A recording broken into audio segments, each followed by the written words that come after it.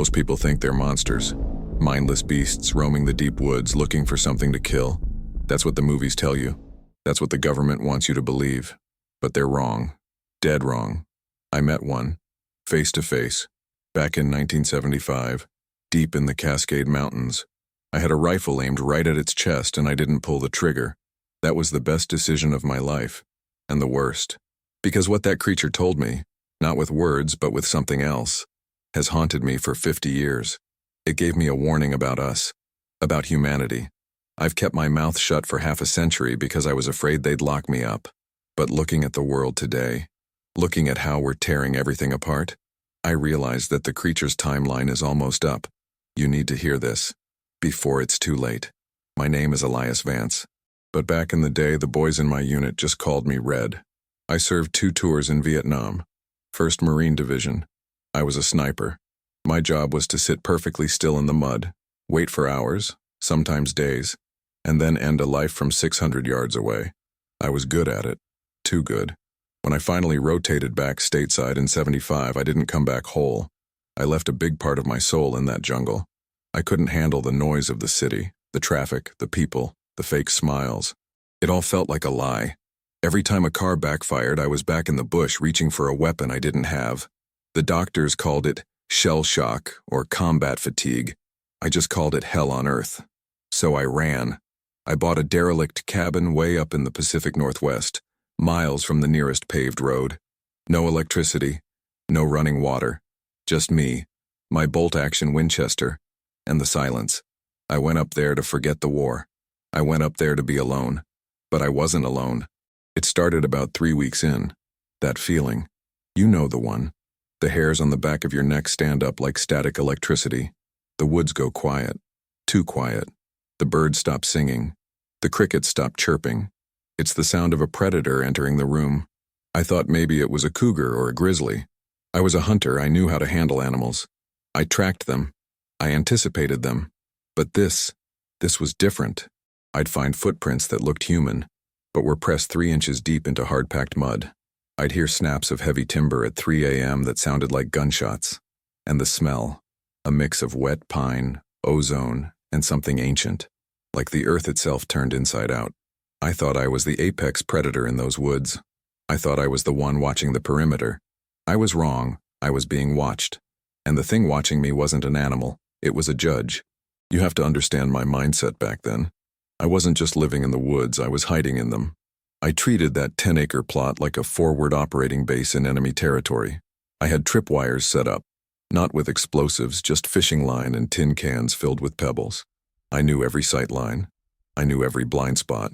I cleared the brush around the cabin so nothing could approach without crossing 30 yards of open ground. Paranoia? Maybe. But in the jungle, paranoia kept you breathing. For the first few weeks, the forest was just forest. The wind in the Douglas firs, the scurry of squirrels, the occasional black-tailed deer passing through. But then, the pattern changed. It started small. I'd wake up in the morning and find my woodpile rearranged, not scattered like a raccoon had been digging, but restacked, a perfect pyramid of logs I hadn't touched. Then, the silence. I'd be chopping kindling, sweating despite the chill, and suddenly the woods would hold their breath. That heavy, suffocating silence that presses against your eardrums. In Vietnam, that meant Charlie was close. Here, I didn't know what it meant, but my body did. My heart would hammer against my ribs like a trapped bird. The breaking point was the rock. I was sitting on my porch, cleaning my rifle. A Winchester Model 70 .30-06 caliber. Beautiful piece of machinery. I was polishing the bolt when a rock, the size of a grapefruit, sailed out of the tree line. It didn't hit the cabin. It landed softly, precisely, right in the center of the clearing. It wasn't a throw. It was a placement, a notification. I grabbed the rifle and scanned the trees. Nothing. No movement. Just the swaying branches and the fading light. That night, I didn't sleep. I realized I was dealing with something that understood ballistics, something that understood range. A bear doesn't throw rocks. A drifter doesn't stay invisible for 3 weeks. 2 days later, I decided to hunt the hunter. I didn't stay in the cabin that night. That's what a prey animal does, returns to its burrow. Instead, I grabbed my ghillie suit, homemade from burlap and local vegetation, and humped it up a ridge overlooking my cabin. I positioned myself in a defilade, hidden by a cluster of ferns and mossy rocks. I had a perfect view of my front porch. If anything came to inspect my house, I'd see them. I waited. 4 hours, 6 hours. The cold seeped into my bones, that damp Pacific Northwest chill that feels like it's freezing your marrow. My joints ached, old shrapnel wounds flaring up. But I didn't move. A sniper's greatest weapon isn't his rifle. It's his patience. Around 300 hours, the moon broke through the cloud cover. The clearing was bathed in this pale silver light. And that's when I saw it. It didn't walk out of the woods. It separated from them. One moment, there was just a massive shadow between two cedars. The next, the shadow moved. It was colossal. Even from 200 yards away, I could tell it was at least 8 feet tall. It walked on 2 legs, but with a fluid, rolling gait that no man could mimic. It moved with a silence that defied physics for something of that size. I brought the scope to my eye. The glass was clear. The crosshair settled right on its center mass. The chest. A kill shot. I adjusted for windage. I controlled my breathing. Inhale. Exhale. Pause. My finger tightened on the trigger. The slack was gone. 3 pounds of pressure away from blowing a hole through its heart. Through the magnified lens, I saw the details. The fur wasn't just matted hair. It was thick, layered, dark like wet bark. Muscles rippled underneath it like steel cables.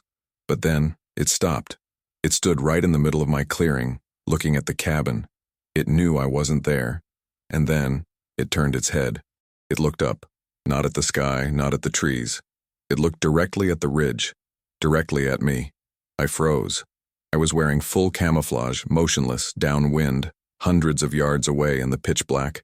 There was no way it could see me, but it did. I looked into its face through the scope.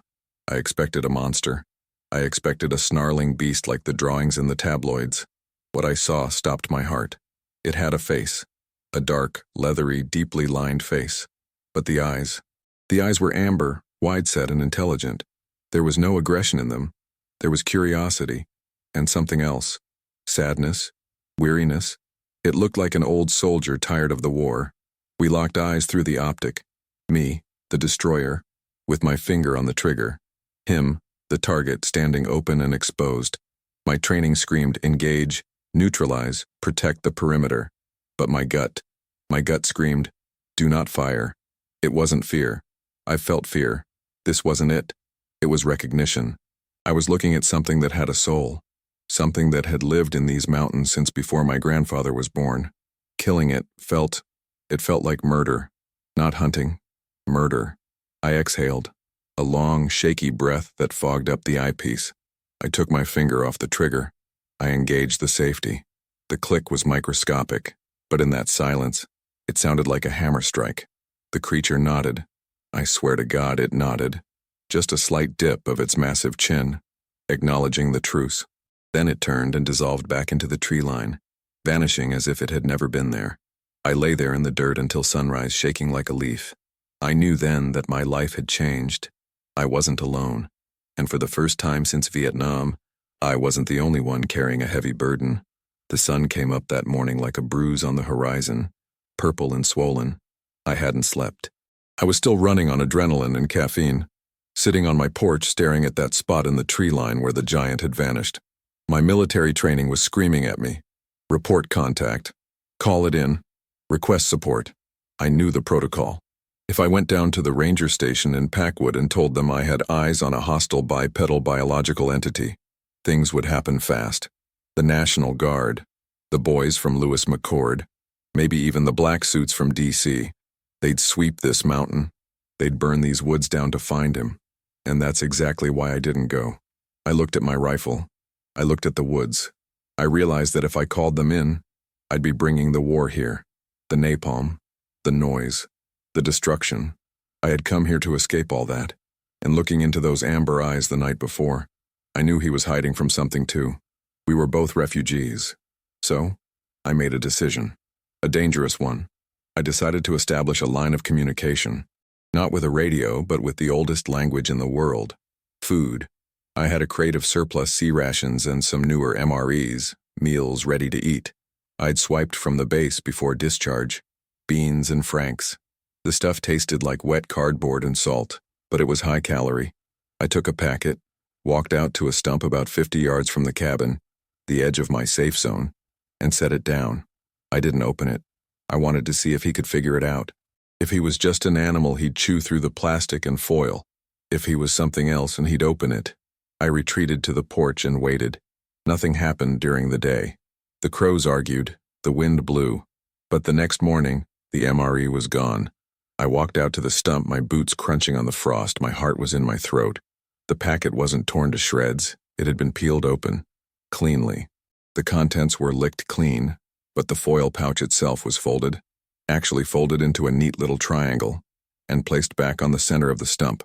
Next to it was a pine cone, but not just a pine cone.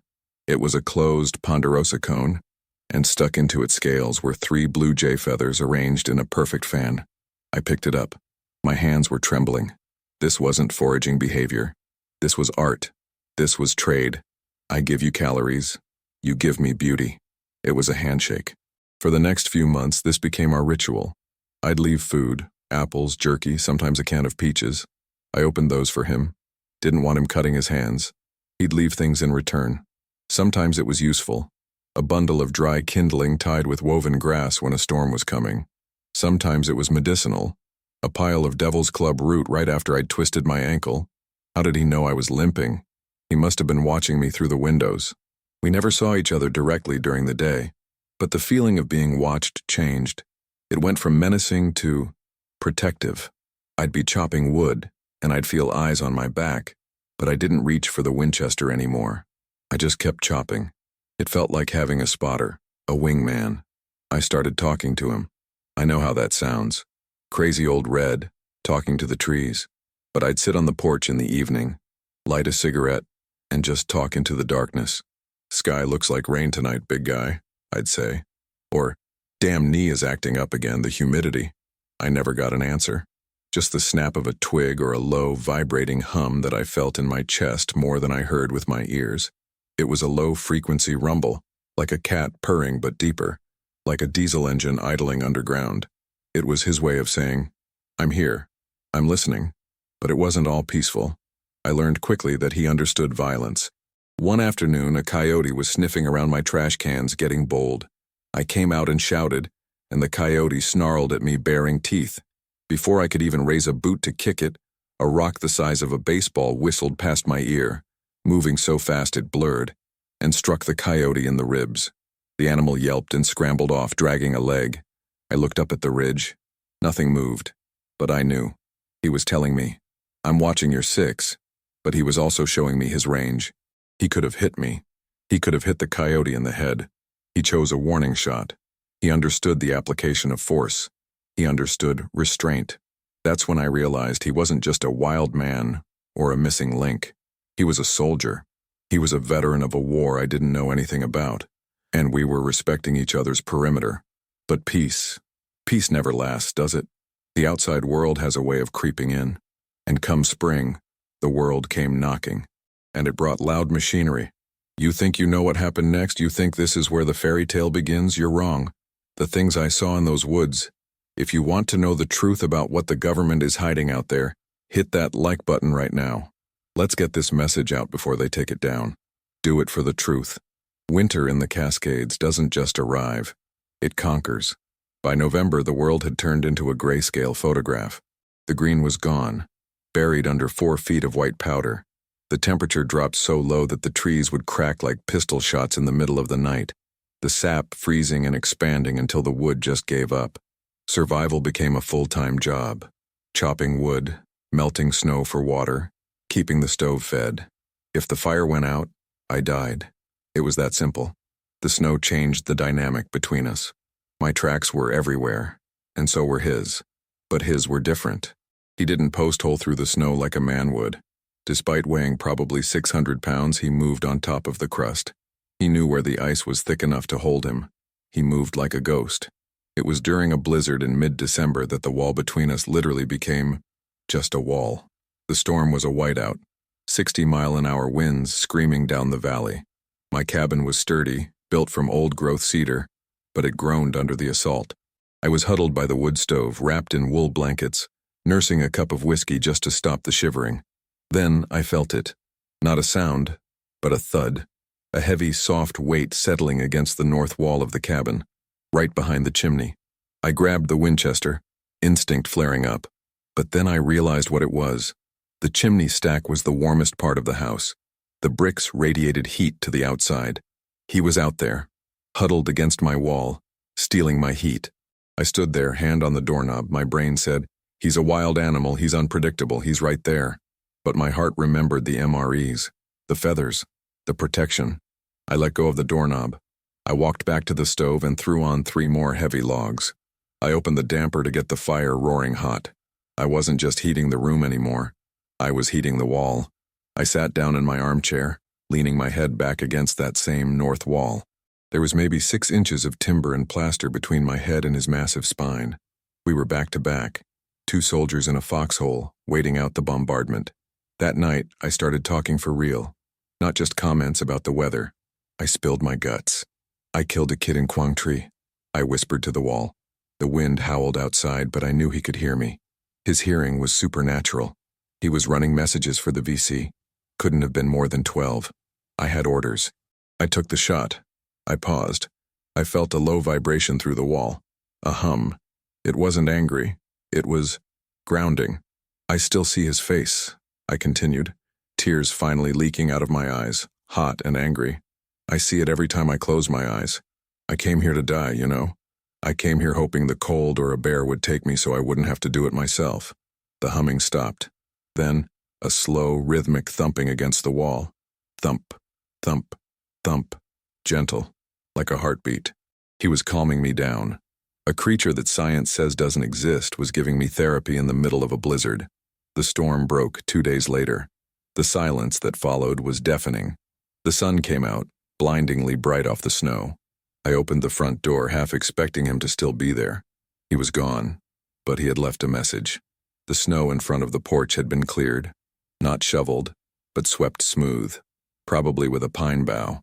And in the center of that flat white canvas, he had drawn something. It wasn't a crude scribble. It was geometry. There was a large circle, perfectly round. Inside the circle, he had poked hundreds of tiny holes. Trees, people, life, and cutting through the circle was a jagged, angry line, a scar. At the edge of the drawing, he had placed a charred piece of wood from my own fire pit. I stood there, staring at it, my breath pluming in the freezing air. The circle was the world, or nature, the balance. The jagged line was destruction. The charred wood was fire, was technology, was me. He wasn't just listening to my war stories. He was telling me his perspective. He was telling me that we, my kind, were the jagged line. We were the fire that burns the circle. It hit me like a physical blow. I had been feeling sorry for myself about the war, about the specific violence of men killing men. But he was looking at the bigger picture. He saw us as a contagion. I looked up at the tree line. He was there, standing fully exposed in the sunlight, leaning against a massive fir tree. He wasn't hiding anymore. He pointed a long, dark finger at the drawing, then at me, then at the sky. Then he did something that still makes my skin crawl when I think about it. He mimicked a sound. He didn't roar. He didn't growl. He opened his mouth and made a sound like a chopper. The thwup, thwup, thwup of a Huey helicopter blade. My blood ran cold. He had seen them. In Vietnam? No, that's impossible. Here? Maybe. Or maybe he carries the memory of his ancestors. Maybe he remembers every time we bring our machines into the garden. He knew what I was. He knew what I represented. And yet, he had sat against my wall and kept me warm. Why?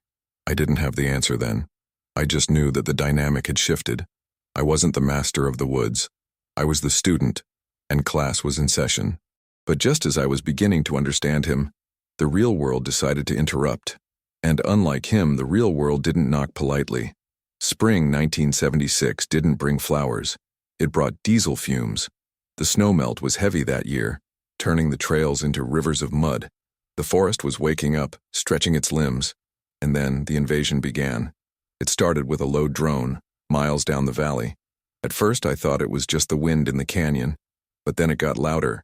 The distinct grinding mechanical whine of heavy machinery. Bulldozers, skidders, chainsaws. To you, that's just the sound of construction.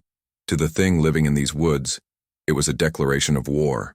I grabbed my pack and my rifle, not to hunt, but to scout. I moved down the mountain, following the noise. About 3 miles from my cabin, I found them, a survey crew and a team of loggers. They were carving a new access road, widening an old deer trail into something that could fit a logging truck. The devastation was ugly. Great ancient cedars, trees that had stood since the Civil War, were being felled in minutes. The ground was churned into a brown slurry of mud and oil. The smell was overpowering, sawdust and exhaust. But what terrified me wasn't the machinery. It was what I saw just beyond the tree line. I was watching the crew from a ridge, lying prone in the brush. There were about 6 men in hard hats yelling over the roar of the saws, and 30 yards behind them, in the deep shadow of the canopy, was him. He was so still he looked like a stump, but I saw the amber eyes burning. I saw the way his lips were pulled back, exposing teeth that looked like white chisels. He was vibrating with rage. His hands were clenched, snapping a thick branch like it was a dry twig. He was hunting them. He was going to kill them. All of them. And if he did, if he tore 6 men to pieces, the government wouldn't send a sheriff. They'd send the National Guard. They'd carpet bomb these mountains. He would die. I had a choice. Let nature take its course and watch a massacre, or intervene. I chose the sacrifice. I had to become the villain to save the hero. I stood up. I didn't hide. I walked right down the slope, rifle in hand, looking like a deranged wild man. I hadn't shaved in 6 months. My clothes were stained with grease and mud. I looked like every nightmare city folk have about mountain men. I walked right up to the foreman, a burly guy with a clipboard. The saws died down as the men saw me. "You're trespassing," I growled. My voice was rusty from disuse. The foreman laughed. "This is timber company land, Pop. We got permits. You're the one trespassing." I racked the bolt on my Winchester. The sound was crisp and loud in the sudden silence. The laughter stopped. "I don't care about your paper," I said, keeping the barrel pointed low but ready. "You're waking up things that need to sleep. Turn those machines around. Now." "You crazy son of a bitch," the foreman stammered, backing up. "I'm calling the sheriff." "You do that," I said, stepping closer, letting the crazy bleed into my eyes. I needed them to fear me more than they feared the dark woods. But if I hear one more saw start up today, I start shooting engine blocks. And I don't miss. I held my ground. It was a bluff, mostly. I wasn't going to shoot a man, but they didn't know that. They saw a vet with a 1,000-yard stare and a high-caliber rifle. They packed up. It took them 20 minutes, cursing and throwing gear into their trucks. I stood there like a statue until the last taillight disappeared down the muddy track. When the silence finally returned, I didn't move. I waited. From the shadows, he stepped out. He walked into the clearing where the men had been. He looked at the ruts in the mud. He looked at the felled trees. He knelt down next to a severed stump, running his massive leather-padded hand over the raw wood. It was a gesture of mourning. Then he stood up and looked at me. He knew what I had done. He knew I had driven the noise away.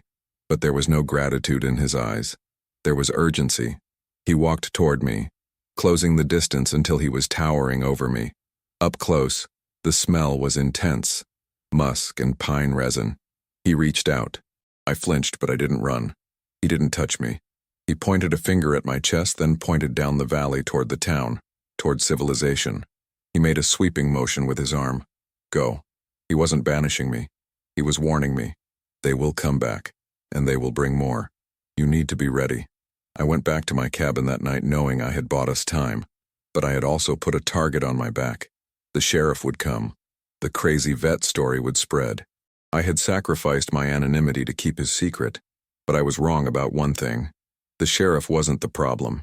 The loggers had reported a crazy guy with a gun, but they had also reported something else to their bosses, something they saw on their thermal scanners before they left, a heat signature that was too big to be a bear. I didn't know it then, but the clock had started ticking. The countdown to the end had begun. 3 nights passed. No sheriff, no deputies, just the wind rattling the loose shingles on my roof. I sat in my armchair, the Winchester across my lap, waiting for the flashing lights to cut through the darkness. But the lights never came. Instead, the darkness itself came to my door. It was 200 hours. The air pressure in the cabin dropped. You know that feeling when you go up in an elevator fast? My ears popped. The fire in the wood stove sputtered and turned a strange low blue. There was no knock. The heavy oak door just creaked open. I froze. My hand tightened on the rifle grip, but I didn't raise it. I couldn't. The air in the room was so thick with static electricity that the hair on my arms was standing straight up. He ducked to enter. He had to bend almost double to clear the doorframe. Inside my small cabin, he was overwhelming. He took up half the room. The smell was intense, wet earth, ozone, and ancient musk. But it wasn't foul. It smelled like a thunderstorm. He stood there, breathing slow and deep, the sound filling the small space. His fur was matted with pine needles and sap. Up close, I saw the scars on his chest. Thick, ropey keloids from battles fought long before I was born. He looked at the rifle in my lap. Then he looked at my eyes. He didn't speak. He didn't have to. He reached out a hand. His hand was the size of a catcher's mitt, the skin black and leathery, tipped with thick dark nails. He moved slowly, giving me every chance to shoot him. He was testing my trust. I let go of the rifle. I let it slide to the floor with a clatter. He took a step forward and placed that massive hand on top of my head. The moment his skin touched mine, the world tilted. It wasn't telepathy. It wasn't a voice in my head. It was more like a data dump, a sudden, violent rush of pure emotion and memory that wasn't mine. I wasn't in the cabin anymore. I was soaring high above the earth. I saw the forests of North America, vast and green. Then, I saw the infection. I saw cities spreading like black mold across a petri dish. I saw the gray veins of highways strangling the green. I felt his pain, not an angry pain, but a deep, grieving ache. The earth was screaming, and he was the only one listening. Then came the warning, the part that has kept me awake for 50 years. The vision shifted. I saw the timeline. I saw us. He showed me humanity not as masters of the world, but as a fever, a temporary sickness that the earth was trying to sweat out. I felt the vibration of the great cycle. He showed me that his kind, the Sasquatch, the Yeti, whatever you call them, they aren't animals. They are the antibodies. They are the immune system. They wait in the shadows while the fever burns hot. And then I saw the future. I saw a tipping point. The vision flashed images that made Vietnam look like a playground. I saw the skies turning the color of bruised iron. I saw the water rising. But most terrifyingly, I saw them. Not just him, but thousands of them, emerging from the caves, from the deep ice, from the hollow earth. They weren't coming to save us. They were coming to clean up the mess after we were gone. The message was clear, ringing in my bones. The fever is breaking. The fire is coming back to the source. Prepare. He pulled his hand away. I gasped, falling out of my chair, gasping for air like a drowning man. My nose was bleeding. My head felt like it had been split open with an axe. He stood over me, looking down with those sad, ancient amber eyes. He pointed to the calendar on my wall, a cheap paper thing with a pin-up girl on it. 1976. He shook his head. Then he held up 5 fingers, then closed his fist, then opened it again. It wasn't a date. It was a countdown. He turned and walked out into the night, leaving the door wide open. The cold air rushed in, but I was sweating. I sat on the floor for hours, shivering. I finally understood. The monster wasn't the beast in the woods. The monster was the civilization I had left behind. And he had just told me exactly how much time we had left before the landlord came to evict us. But I didn't get time to process the prophecy, because as the sun rose, I heard the sound I had been dreading, not the rumble of a logging truck, but the chop of rotors, black helicopters, flying low, nap of the earth. The loggers hadn't just called the sheriff, they had called someone else. The cleanup crew was here. The sound of a Huey in a mountain valley is distinctive. The echo bounces off the canyon walls, amplifying the thwup thwup thwup until it feels like the noise is coming from inside your own skull. I didn't wait to see the decals on the side. I knew there wouldn't be any. I grabbed my go bag, canvas sack with ammo, first aid, and water, and slung the Winchester. I kicked out the back window of the cabin and rolled out into the snow, crawling low into the rhododendrons. I made it about 50 yards into the tree line before they breached. I watched from behind a fallen cedar. 2 choppers, men rappelling down. They weren't law enforcement. They were wearing black fatigues, no patches, no insignias. They carried M16s but modified. Scopes, suppressors. They moved in fire teams, professional, efficient, lethal. They kicked down my front door.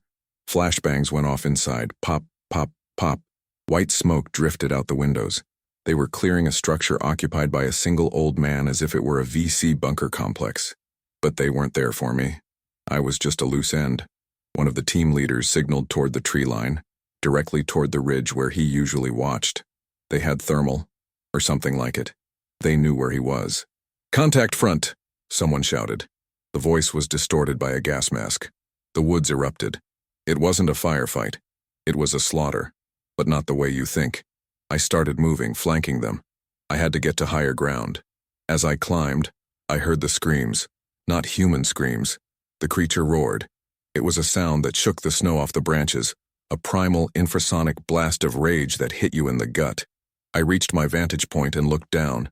They had him cornered against a sheer rock face. 6 men were pouring fire into him. I saw puffs of dust on his fur where the rounds were hitting. He was taking hits, bleeding, but he wasn't falling. He moved like a blur. He grabbed a soldier, fully grown man in tactical gear, and threw him 30 feet through the air like a rag doll. The soldier hit a pine tree with a sickening crunch, but there were too many of them. And then I saw the heavy weapon. A third chopper was hovering low and a guy in the door was swinging a mounted gun around. It wasn't a standard M60. It looked like some kind of cannon. I knew if they pulled that trigger, he was dead. The antibody would be erased. I didn't think. I didn't weigh the moral consequences of firing on American troops. In that moment, they weren't my countrymen. They were the virus. I proned out, bipod down, cheek to the stock. Range, 300 yards. Wind, full value, left to right. Target, the tail rotor of the hovering chopper. It was a 1 in a million shot, the kind of shot you only make when God or the devil is guiding your bullet. I exhaled. Crack. The Winchester kicked against my shoulder. Down in the clearing, sparks showered from the tail boom of the helicopter. The tail rotor disintegrated. The machine screamed, a high-pitched mechanical shriek, and started to spin violently. The pilot fought it, but physics won. The chopper spun out of control, clipping the treetops and crashing into the snowbank about 50 yards away from the soldiers. Chaos. Absolute chaos. The soldiers on the ground scattered, diving for cover. The firing stopped. In that split second of distraction, the Bigfoot looked up. He found me on the ridge. Even at that distance, I saw the blood on his chest. I saw the exhaustion. I stood up. I waved my arm toward the north, toward the deep caves, the lava tubes that run under Mount St. Helens, go! He didn't hesitate. He turned and sprinted. Not a lumbering run, but a 4-legged gallop, using his knuckles like a gorilla, moving faster than a horse. He vanished into the dense timber before the soldiers could regroup. I didn't stay to watch the aftermath. I knew they'd be coming for the shooter next. I melted back into the deep woods, moving toward an extraction route I had planned months ago. I spent the next 3 days evading them. I heard them sweeping the mountain, their radios crackling in the mist. But they never found him. And they never found me. I had won the battle. But the war was just starting. I didn't go back to the cabin until a week later. I waited until the choppers stopped circling and the heavy trucks rumbled back down the mountain. When I finally hiked back up to my clearing, there was nothing left. And I mean nothing. They hadn't just burned the cabin.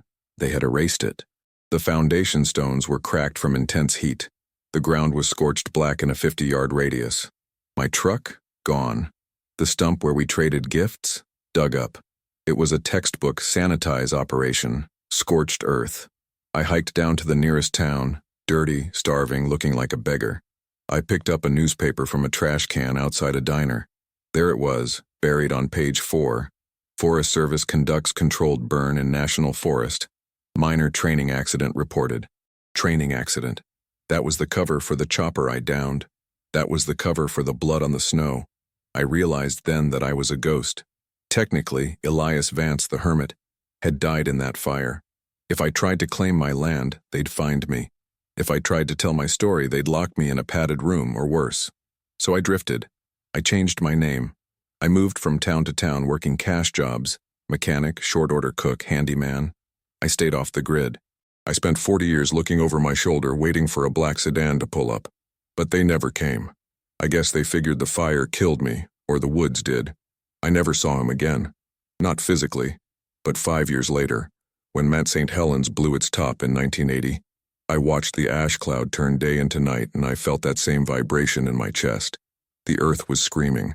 The antibody was active.